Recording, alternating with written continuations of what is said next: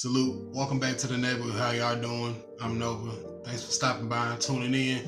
If you read the title of the video, it's pretty much self-explanatory, but we're gonna dive into his story and see how he came from where he was to now.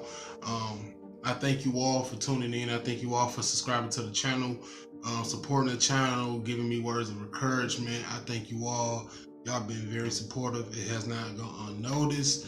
It's truly a blessing to know that, hey, people are willing to sit down and watch and learn with me, or sit down and watch and just, be entertained, if you want to call it that.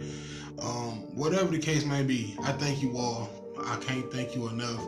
But we're going to get into this right now. If y'all ready to watch this story, I am too. Let's go. I grew up in a black household, we used to go to church every Sunday, Southern Missionary Baptist Church, the church where, they got a hoot and holler for God and singing kinds of songs and people speaking in tongues. It was always a good time at church. We'd be there all day on a Sunday, but it was a good time. One summer, my mom put me on, she locked me down the whole summer. I couldn't leave the house. I was on punishment, And in doing that, stuck in the house, I didn't have much to do. So what I would do was I would watch all her old video cassettes. This was back when they had the VHS, the VCR player, you had to press rewind, all that old stuff. Anyways, I came across this movie, it's called Malcolm X. And I heard about Malcolm X, but in school, in public school especially, they don't teach you a lot about Malcolm. You hear a lot about Martin Luther King, all these other people, the more pacifist, activists and things like this. But I never really learned much about Malcolm X. So I remember looking at this video because I'm like, man, that's a lot of videos. It's 2 videos. That's a long movie.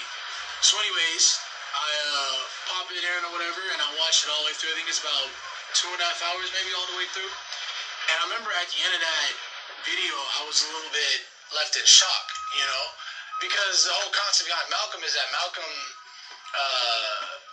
he was never really a Christian, but, he did all of his work in the name of Allah, you know what I mean? And he did his work in the name of helping people, benefiting them. And at the end of the day, he was Muslim, But the problem was that, for me, was that as a Christian, I had learned that if you didn't accept Jesus into your life as your Lord and personal Savior, you was going to hell. Well, I looked at Malcolm and I said, well, Malcolm believed in God. He believed in all these different, he believed in God. But he's going to go to hell because he didn't believe in Jesus the way I believe in Jesus. And to me, at the time, that didn't make sense. You know what I mean? I didn't want to go to college. I knew I didn't want to go to college, but I knew I had to do something. I knew I had to get out of here. I knew I had to get out the city. So I ended up joining the Army. I joined the Army in 2008. Yeah, about 2 weeks after I graduated, I was in the Army. 2 weeks after I graduated from high school, I was in the Army. And the military was a very interesting experience because in the military, you're not paid to think for yourself. They do all the thinking for you. They tell you when and where to go. They tell you to do this, they tell you to do that. Everything is already planned out for you. One day I'm guarding this gate. I'm armed up with my weapon guarding this gate. And this truck approaches. And the truck approaches and it gets closer to the gate. And I'm telling the truck to stop. I'm saying stop, stop, stop, stop. Telling the truck to stop. The truck stops, the driver gets out, and he starts walking towards the gate. Well, I tell him, I say, you have to stop. I'm yelling at him, stop, stop, stop, stop, stop, stop.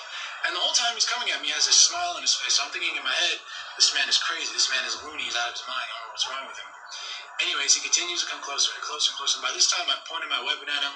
I'm telling him I'm going to shoot and all this stuff. But something was telling me not to shoot. Something was telling me not to pull the trigger. So I didn't.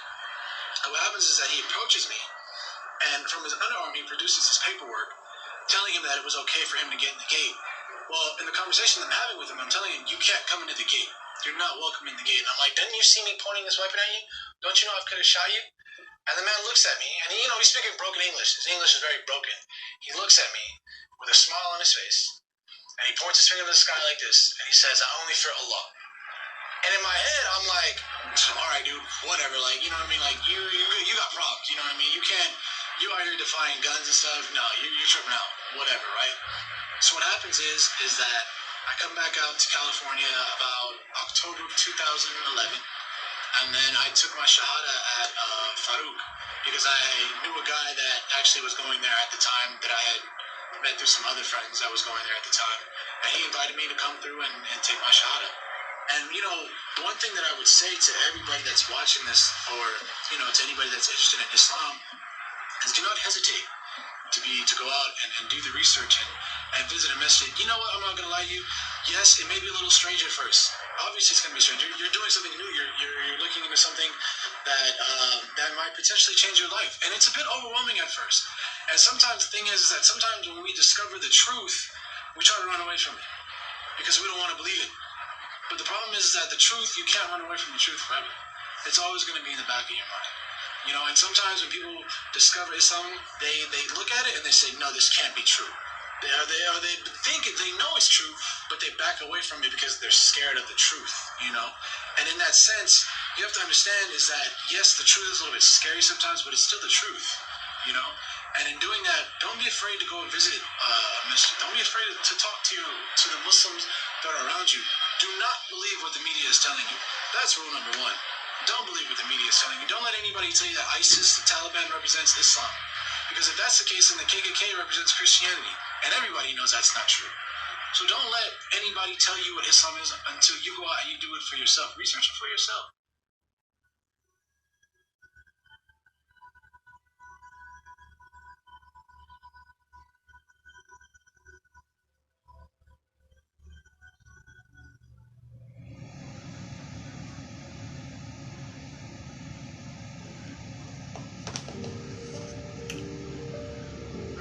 That was an interesting story. I know everybody has their own different path in life and their own journey and everything like that. And him watching Malcolm X and even his encounter with the guy at the gate, and the guy wasn't scared of him at all. And this man had a full semi-auto, assault rifle pointed at him, and the man said, "All I fear is Allah." And that right there, it basically broke the first wall in that man. But, you know, once he went out and he discovered, you know, for himself, I mean, and now he's part of the, you know, the culture, the Islamic culture. So that was a great story to watch. I thank you all for tuning in. If y'all have stories y'all want to share, y'all can go ahead and comment down below. Y'all can even follow my Instagram. I'll put it somewhere on the screen for y'all to react with me. I thank you all. We are on the road to 500 subscribers. I'm truly honored and blessed and humbled to have you all. If you are new to the channel, again, subscribe to the channel, like, share, comment.